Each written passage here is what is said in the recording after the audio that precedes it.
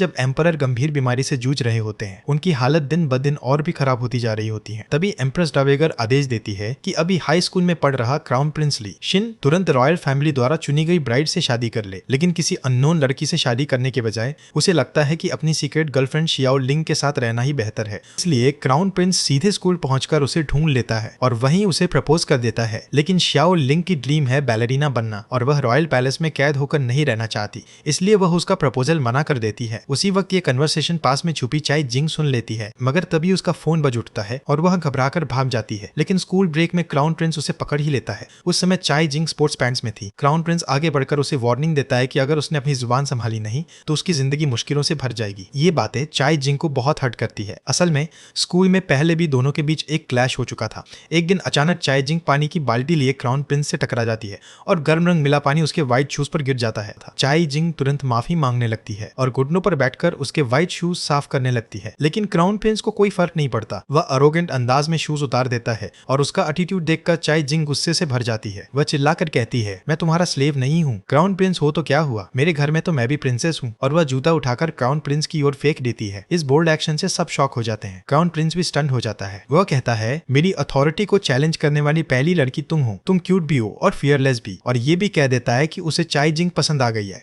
लेकिन ये सब सिर्फ चाई जिंग की इमेजिनेशन थी। असलियत में वह नीचे झुककर बस बड़बड़ा ही रही थी। क्राउन प्रिंस का अरोगेंट बिहेवियर उसे और इरिटेट करता है। घर पर मीनवाइल सब लोग चाई जिंग को फ्यूचर प्रिंसेस कंसोर्ट मान चुके हैं, लेकिन चाई जिंग तैयार नहीं है। माँ बाप पूछते हैं तो वह बताती है कि क्राउन प्रिंस की ऑलरेडी एक गर्लफ्रेंड है जो एक रिच फैमिली की ओनली डॉटर है। वो बहुत खूबसूरत और अमीर है और चाई जिंग उसके सामने खुद को बहुत छोटा महसूस करती है। इसी दौरान स्कूल में रूमर फैल जाती है कि क्राउन प्रिंस स्कूल की किसी लड़की से एंगेजमेंट करेगा। ये सुनकर उसकी गर्लफ्रेंड खुश हो जाती है। उसे लगता है कि बात उसी के बारे में है, लेकिन क्राउन प्रिंस साफ कह देता है कि वह उसे नहीं किसी और से शादी करेगा। फिर क्वीन से मिलने का दिन आता है। चाई जिंग की माँ उसे सजा संवार कर तैयार करती है, लेकिन अंदर से चाई जिंग बहुत डर रही होती है कि शादी करनी चाहिए या नहीं। तभी डोरबेल बजती है। उन्हें लगता है पैलेस वाले आए होंगे, लेकिन वो डेड करेक्टर्स होते हैं। घर की हर कीमती चीज पर रेड सील्स लगा दी जाती हैं, यहाँ तक कि सिलाई मशीन पर भी। माँ थोड़ी मोहलत मांगती है, कहती है कि वो कर्ज चुका देंगी, लेकिन डेड कलेक्टर्स बदतमीजी करते हैं और उसके पिता के माथे पर भी लाल सील चिपका देते हैं। पिता ये इंसल्ट सह नहीं पाते और लड़ाई हो जाती है। चाई जिंग रोकने जाती है तो वो भी फंस जाती है। तभी असली पैलेस ऑफिसर्स पहुंच जाते हैं और ये देखते ही चाई जिंग को हिम्मत मिल जाती है। वह पिता के सामने खड़े होकर कलेक्टर्स पर चिल्लाती है। घर की हालत देखकर चाई जिंग का मन पक्का हो जाता है। वह अपने भाई से रिंग लेती है और बिखरे बालों के साथ ही पैलेस वालों के साथ चल पड़ती है। पूरी नर्वस और कंफ्यूज्ड चाई जिंग पैलेस में एंट्री लेती है।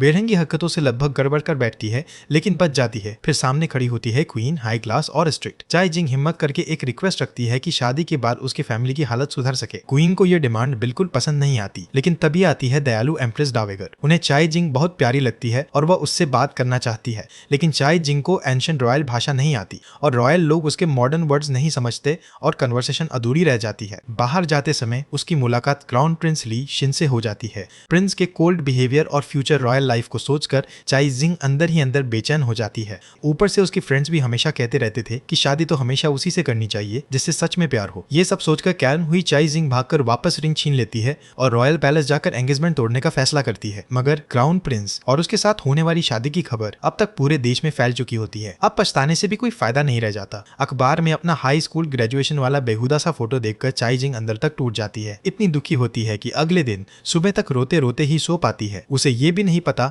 कि बाहर पूरे घर को ऑलरेडी मीडिया ने घेर रखा है। सुबह सुबह उसका छोटा भाई उसे हिला के उठाता है। नींद से भरी आंखों वाली चाई जिंग सीधा पजामा पहने पहने ही मीडिया के कैमरों के सामने आ खड़ी होती है। अखबार में छपे उसके इतने बिखरे और अक्वार्ड रूप को देखकर एम्प्रेस डावेगर अपनी हंसी रोक नहीं पाती, लेकिन क्वीन के लिए ऐसी फ्यूचर डॉटर इन लॉ को स्वीकार करना बहुत मुश्किल होता है। मगर एम्परर और एम्प्रेस डावेगर दोनों का मानना है कि ये रॉयल अलायंस राजघराने की इज्जत के लिए 100% फायदे का सौदा है। इसमें कोई घाटा नहीं। इधर स्कूल में क्राउन प्रिंस ली शिन चाई जिंग को ढूंढकर साफ चेतावनी देता है कि वह उसे शर्मिंदा मत करे। चाई जिंग पलटकर पूछती है, जब तुम किसी और लड़की से प्यार करते हो तो उसी से शादी क्यों नहीं करते? ली शिन कहता है कि वह जिस लड़की से प्यार करता है उसे वह कभी रॉयल पैलेस की कैद में नहीं रखेगा। ली शिन की इतनी दबाव वाली बातें सुनकर चाई जिंग भी उसे जवाब देने की कोशिश करती है, लेकिन जैसे ही दोनों बाहर निकलते हैं ग्रूमिंग चेक करने वाले टीचर से टकरा जाते हैं। वह टीचर चाई जिंग के पीछे भागकर उसे कहता है कि वो अपना ट्रैक सूट पैंट उतारे। मजबूर चाई जिंग भागते भागते बस पैंट उतार कर ही वहां से जान बचा पाती है और ठीक उसी अक्वार्ड पल में दूसरे लड़के ली युल की नजर उस पर पड़ जाती है। ली युल आज ही चाई जिंग की क्लास में ट्रांसफर होकर आया है और असल में क्राउन प्रिंस की सीट उसी की होनी चाहिए थी, लेकिन 14 साल पहले उसके पिता की कार एक्सीडेंट में डेथ हो गई थी और 5 साल की उम्र में ही ली युल अपनी माँ के साथ इंग्लैंड चला गया था। अब जैसे ही उसे पता चलता है कि ली शिन की रॉयल शादी होने वाली है, युल की माँ उसे वापस कोरिया लौटने के लिए कहती है ताकि वह इसी मौके का फायदा उठाकर वह रॉयल थ्रोन वापस ले सके, जो असल में उसी का हक था। क्वीन अपने बेटे ली शिन से कहती है कि उसे ली युल से हमेशा सावधान रहना चाहिए, लेकिन शिन इसे ज्यादा सीरियसली नहीं लेता। उधर चाई जिंग मजबूरी में क्राउन प्रिंसेस बनने की हकीकत को स्वीकार कर लेती है। रॉयल ड्रेस में पूरी तरह से तैयार होने के बाद वह ऑफिशियली पैलेस में शिफ्ट होने वाली होती है, जहां से उसे रॉयल एटिकेट सीखना शुरू करना होगा, कोर्ट लैंग्वेज, वेडिंग रिचुअल्स और हर तरह की सख्त रॉयल ट्रेनिंग। एक नॉर्मल हाई स्कूल स्टूडेंट के लिए जो फ्री स्टाइल जिंदगी की आदी है, ये लाइफ बेहद बोरिंग और थकाऊ लगती है। फिर भी चाई जिंग किसी न किसी तरह पैलेस की मेड सर्वेंट्स के साथ मस्ती करके थोड़ी खुशी ढूंढ लेती है, लेकिन आखिरकार उसे पकड़ा ही जाता है और रॉयल ट्यूटर उसे खींचकर डिसिप्लिन में वापस लाते हैं। थोड़ी सी चालाकी से वो चाई जिंग को पूरी तरह शांत और ओबीडियंट बना देती है। इस तरह भारी भरकम ट्रेनिंग का दिन खत्म होने के बाद भी चाई जिंग को एक फाइनल असेसमेंट से गुजरना पड़ता है, लेकिन चाई जिंग अपनी छोटी छोटी स्मार्ट ट्रिक्स का इस्तेमाल करके किसी तरह इस टफ टेस्ट को भी पास कर लेती है। इन ठंडे और सख्त रॉयल ट्रेनिंग से ज्यादा उसे ली शिन का कोल्ड बिहेवियर और ज्यादा हर्ट करता है।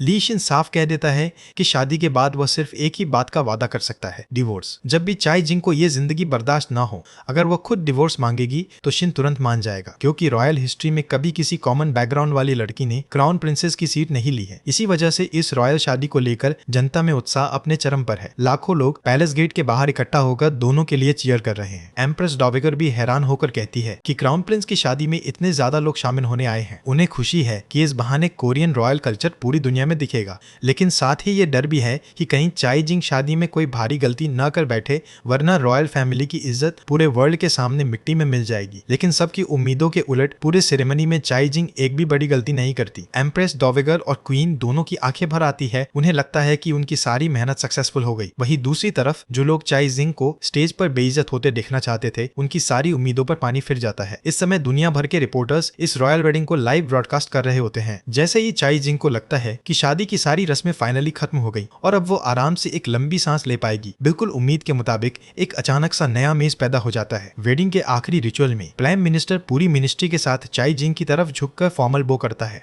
और जवाब में चाई जिंग भी झुककर बो करती है, लेकिन तभी उसके सिर पर रखा 10 किलो का भारी विग फिसल जाता है और सीधे प्राइम मिनिस्टर के पीछे के सिर पर जा गिरता है। घबराई हुई चाई जिंग मदद के लिए ली शिन की तरफ देखती है, लेकिन वह ऐसे बिहेव करता है जैसे उसे कुछ पता ही न हो। क्वीन की प्लानिंग ये थी कि ली यू क्राउन प्रिंस की शादी के दिन जनता के सामने अपने कजिन भाई जैसी ही शान से रॉयल इमेज में नजर आए, लेकिन यूल ऐसा कुछ नहीं करता। वह अकेला ही अपने पुराने पैलेस क्वार्टर्स में चला जाता है और अपने पिता के जिंदा होने के समय की यादों में खो जाता है। आखिरकार शादी की सारी रस्में पूरी हो जाती हैं और हॉल में सिर्फ 2 लोग रह जाते हैं, क्राउन प्रिंस और चाई जिंग। ली शिन सोफे पर पड़ी थकान से ऑलमोस्ट बेहोश चाई जिंग को जगाने की कोशिश करता है, लेकिन वह तो एक स्वीट सा सपना देख रही होती है। अच्छा ये होता कि वह सपना ही देखती रहती, क्योंकि आंख खुलते ही उसे फिर हार्श रियलिटी का सामना करना पड़ता है। शादी के बाद चाई जिंग चाहती है कि ली शिन से उसे थोड़ी सी तारीफ या तसल्ली के 2 शब्द मिले, लेकिन शिन हमेशा की तरह ठंडा और दूर दूर ही रहता है। चाई जिंग के चेहरे पर चोट खाई हुई दुखी सी नजर देखकर भी आखिर में शिन बस इतना करता है कि अपना हाथ आगे बढ़ाता है और कहता है कि अगर दोस्त की तरह दिल हल्का करना हो तो वह उसकी बात सुन सकता है। लेकिन गुस्से और चोट से भरी चाई जिंग उसकी उंगली को ही जोर से काट लेती है। उधर अपने बैले ड्रीम के लिए ली शिन का प्रपोजल ठुकराने वाली शियाओ लिन सच में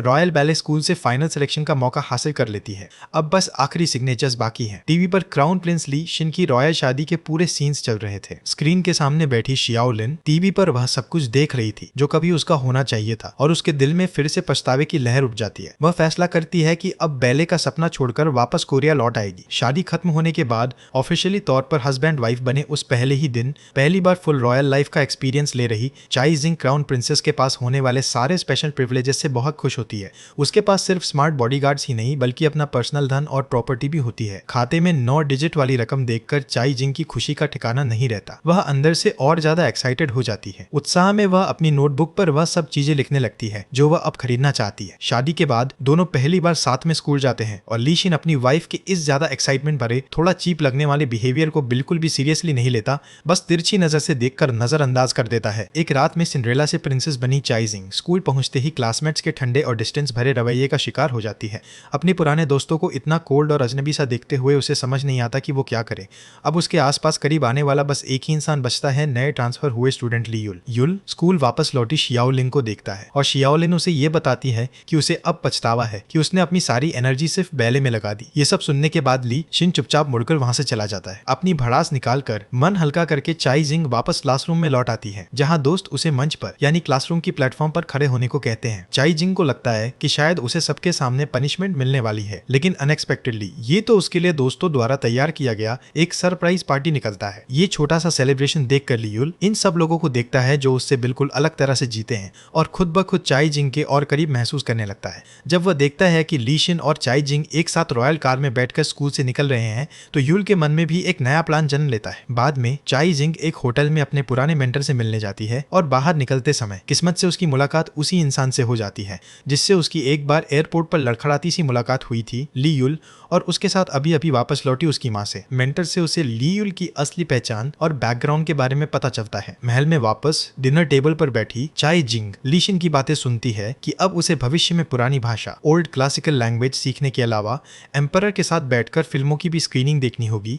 ये सब सोचकर वह अंदर से ही थकान महसूस करने लगती है। फिल्म खत्म होने के बाद एम्परर चाई जिंग से उसकी राय पूछते हैं और वह अपने डिजाइन मेजर को बेस बनाकर हानबोक के बारे में, उसके डिजाइन और डिटेल्स पर बहुत सारी बातें करती है, जिससे एम्परर बहुत खुश हो जाते हैं। कमरे में वापस आकर चाई जिंग घर पर फोन करती है और उसे पता चलता है कि उसकी शादी के बाद से उसकी माँ की इंश्योरेंस वाली जॉब में जबरदस्त ग्रोथ आ गया है। माँ बाप की आवाज सुनते हुए फोन काटने के बाद चाई जिंग एक अजीब सी खालीपन और अकेलेपन की फीलिंग से भर जाती है। वह ली शिन को ढूंढने बाहर निकलती है और उसे अकेला बैठा हुआ देखती है, हाथ में एक टेडी बियर पकड़े हुए, चेहरे पर गहरी उदासी के साथ। चाई जिंग को लगता है कि वह इसीलिए इतना उदास है क्योंकि उसे उससे शादी करनी पड़ी है। वह ली शिन को डांटने लगती है कि वह शादी के लिए तभी तैयार हुआ जब कंडीशन रखी गई कि उसे अभी के पैलेस क्वार्टर से हटाया जाएगा। उसे लगता है कि इस पूरे डील में वह खुद बस एक सामान की तरह इस्तेमाल हुई है, जैसे कोई खरीदा बेचा जाने वाला प्रोडक्ट। ली शिन भी चुप नहीं रहता और साफ कहता है कि चाई जिंग ने भी तो सिर्फ पैसों की वजह से ये शादी की है। ये सब सुनकर चाई जिंग का दिल बहुत बुरी तरह दुखता है और वह रोते हुए वहां से भाग जाती है। उसे भागते देख ली शिन भी फाइनली घबरा जाता है। हवा लेने के लिए बाहर निकली चाई जिंग वहां नीचे किसी को देखती है।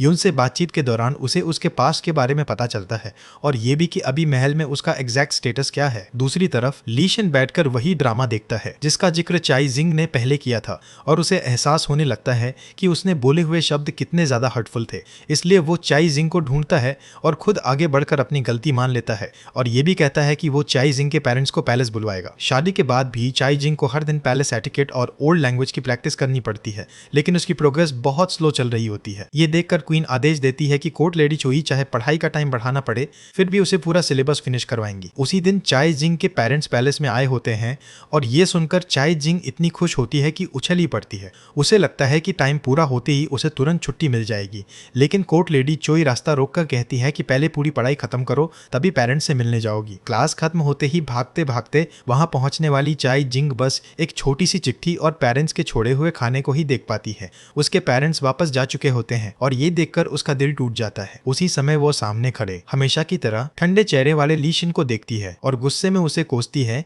कि वह उसके पेरेंट्स के साथ भी ठीक से नहीं बैठा, उसे बस कूल दिखना आता है और कुछ नहीं। ली शिन जल्दी से एक्सप्लेन करता है कि क्राउन प्रिंस इसलिए वहां से दूर रहा ताकि चाई जिंग अपने पेरेंट्स के साथ आराम से बात कर पाए और वह दोनों खुलकर टाइम स्पेंड कर सके। ये सुनकर चाई जिंग को एहसास होता है कि उसने उसे गलत समझा और वह तुरंत जाकर माफी मांगती है। वह देखती है कि ली शिन ने ईयरफोन लगाए हुए हैं और सोचती है कि शायद उसे उसकी आवाज सुनाई नहीं दे रही, इसलिए वह अपना दिल खोलकर सारी बातें कह देती है। पूछती है कि क्या वह अब भी शाओलिन से प्यार करता है और ये सोचकर कि शायद फ्यूचर में वह दोनों शादी कर लेते, उसका मन खुद ब खुद बहुत हैवी हो जाता है। लेकिन जब ली शिन वहां से चला जाता है तभी उसे पता चलता है कि वह तो कुछ सुन ही नहीं रहा था, यानी उसकी सारी कन्फेशन उसने साफ साफ सुन ली। अपना दिल खुलकर बयां हो जाने पर शर्म से लाल हुई चाई जिंग घबराकर वहां से भाग जाती है। वक्त तेजी से बीतता है और ली शिन का बर्थडे आ जाता है, जहां शियाओ लिन भी तैयार होकर पार्टी में शामिल होने पहुंचती है। चाई जिंग उसे ली शिन और उसके दोस्तों के साथ हंसते बात करते देखती है और उसके दिल में अजीब सी चुभन होने लगती है। अभी अभी उसे ली शिन के फ्रेंड्स ने फॉरेन लैंग्वेज में मजाक का निशाना बनाया था और वह पहले ही बहुत अक्वर्ड और हर्ट फील कर रही होती है। तभी उसे पैलेस गार्ड से पता चलता है कि उसके अपने दोस्त भी किसी तरह पार्टी में घुस आए हैं। उन्हें देखते ही चाई जिंग बहुत खुश हो जाती है,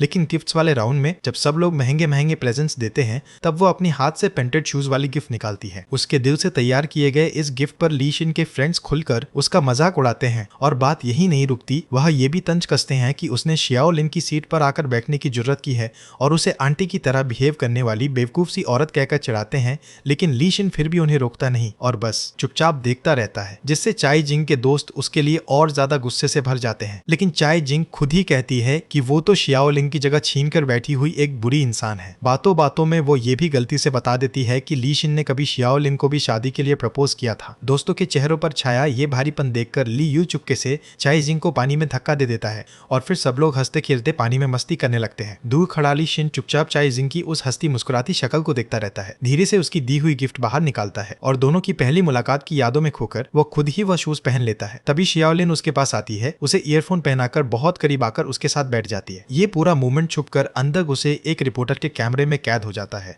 पैलेस में चाई जिंग की रॉयल जिंदगी ली युल की मदद से धीरे धीरे थोड़ा रंगीन होने लगती है। युल ने जो स्वीट स्वीट पोएट्री लाइंस लिखकर उसे दी थी वो उन्हें याद करके एम्प्रेस डावेगर के सामने सच में काफी अच्छा इंप्रेशन बना लेती है। इस एहसान का बदला चुकाने के लिए चाई जिंग खुश होकर फिर से स्कूल जाती है और युल को एक नॉर्मल स्टूडेंट के बेसिक स्किल्स सिखाने लगती है, कैसे क्लास में बिहेव करना है, कैसे दोस्तों के साथ घुलना मिलना है वगैरह। एक दिन क्राउन प्रिंस कपल एक पब्लिक इवेंट में हिस्सा लेते हैं जहां ली शिन पर लोगों के बीच ही अंडे फेंक दिए जाते हैं। चाई जिंग उसे कंसोल करने के लिए अंदर जाना चाहती है लेकिन युल उसे रोक कर कहता है कि अभी अगर शियाओ लिन अंदर जाए और उसे तसल्ली दे तो शायद वो ज्यादा अच्छा लगेगा। दोनों को साथ हंसते बोलते देख चाई जिंग के दिल में जलन और उदासी दोनों आने लगती है, लेकिन आखिरकार वह हिम्मत करके खुद ही ली शिन के पास जाती है और उससे बात करके उसे शांत करने की कोशिश करती है। जेलस ली शिन उसे डांटता है कि वह पैलेस गार्ड्स के सामने अपने दीवर यानी युल के साथ इतनी हंसी मजाक क्यों कर रही थी। घबराई हुई चाई जिंग उसे गले लगाकर जल्दी जल्दी माफी मांगने लगती है और उसकी बातें सुनाकर उसे शांत कर देती है। वाइफ के प्यार से थोड़ा हल्का महसूस करके ली शिन घोड़ा लेकर घूमने निकल जाता है और रास्ते में सुनता है कि उसके दोस्त अब भी चाई जिंग का मजाक उड़ा रहे हैं, कह रहे हैं कि उसे नई जिंदगी लेकर दोबारा जन्म लेना पड़ेगा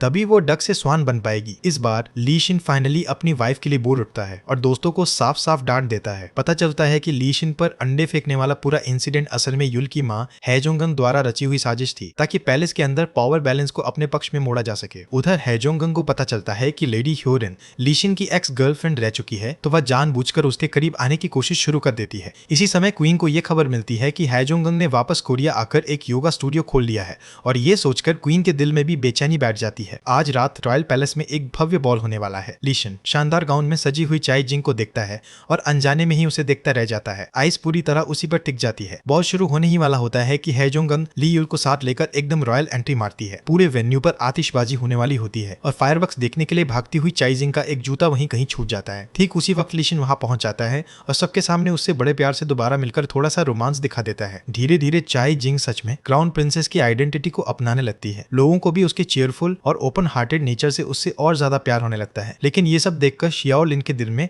बेचैनी और इनसिक्योरिटी बढ़ती जाती है। वह ली शिन के साथ बिताई अपनी पुरानी प्यारी यादों के बारे में सोचती है और हैजोंगंग द्वारा उससे कही गई बातों को याद करके क्राउन प्रिंसेस की सीट वापस हासिल करने का इरादा और पक्का कर लेती है। पैलेस में एंट्री के बाद से चाई जिंग एक बार भी अपने मायके नहीं जा पाई है। वह अपने पेरेंट्स को बहुत याद करती है और चाहती है कि ली शिन उसे घर छोड़ाए, लेकिन शिन उसे ताना देता है कि पैलेस एजुकेशन तो अभी ढंग से खत्म नहीं हुई और उसे पहले से ही घर जाने की पड़ी है। गुस्से में भरी चाई जिंग खुद के हाथ से बनाई हुई ली शिन की डॉल को पकड़ पकड़ कर पीटना शुरू कर देती है। लेकिन अनएक्सपेक्टेड ये होता है कि अगले ही दिन ली शिन खुद बड़ों के सामने ये रिक्वेस्ट रख देता है कि चाई जिंग को उसके घर ले जाने दिया जाए। एम्परर चाई जिंग के अपने फैमिली के लिए तरसते दिल को समझते हुए और ये सोचकर कि क्राउन प्रिंस को भी कॉमन पीपल के बीच घुलना मिलना चाहिए, इस रिक्वेस्ट को मंजूरी दे देते हैं। घर की डायरेक्शन में देखते हुए चाई जिंग की आंखों में चमक आ जाती है और ली शिन उसकी इस एक्साइटेड सी शक्ल को देखकर चुपके से मुस्कुरा देता है। पहली बार किसी सामान्य फैमिली के घर में इतने करीब से जाने वाले ली शिन के लिए चाई जिंग का घर क्यूरियोसिटी से भरा हुआ एक नया दुनिया जैसा लगता है। लेकिन चाई जिंग के माँ बाप के लिए इतने हाई स्टेटस रॉयल दामाद को घर में संभालना थोड़ा अक्वार्ड हो जाता है।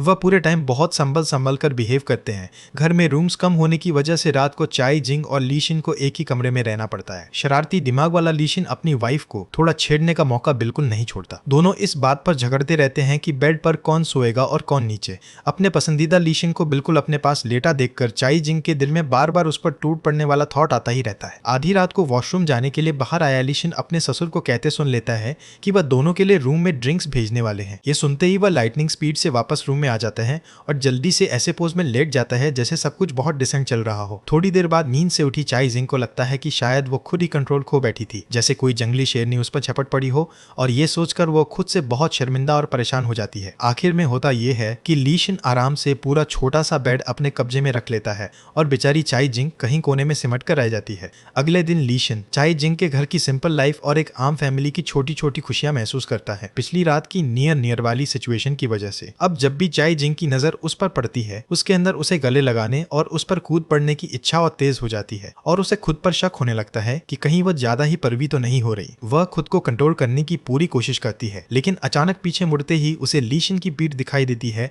और वह बिना सोचे समझे ही उसके पीछे चल देती है। देखते देखते एक हफ्ता निकल जाता है और क्राउन प्रिंस कपल वापस रॉयल पैलेस लौट आते हैं। सख्त स्वभाव वाली क्वीन को देखते ही ली शिन को अनजाने में चाई जिंग के घर वालों की याद आ जाती है और उसके दिल में एक अजीब सी फीलिंग उठती है जिसे वह ठीक से बयान नहीं कर पाता। अच्छी बात यह है कि उसी समय वहां आकर चाई जिंग उदास से दिख रहे क्राउन प्रिंस के चेहरे पर फिर से मुस्कान ला देती है। इसके बाद ली शिन बड़ों से चाई जिंग के लिए एक स्पेशल कार की परमिशन मांगता है तो एम्प्रेस डावेगर प्यार से अपनी पुरानी, जैसे कोई पुराना दोस्त हो, ऐसी एंटीक कार चाई जिंग के नाम कर देती है और उसे ये क्लासिक गाड़ी अच्छे से संभाल कर रखने को कहती है। एक दिन ली शिन सबकी नजरों से छुपकर कहीं गायब हो जाता है और चाई जिंग उसे ढूंढते ढूंढते अटारी तक पहुंच जाती है। वह गार्ड्स को बताने ही वाली होती है कि क्राउन प्रिंस ऊपर छुपा बैठा है, लेकिन ली शिन तुरंत उसे रोक लेता है और ठीक तभी माहौल थोड़ी रोमांटिक तरफ मुड़ने लगता है। लेकिन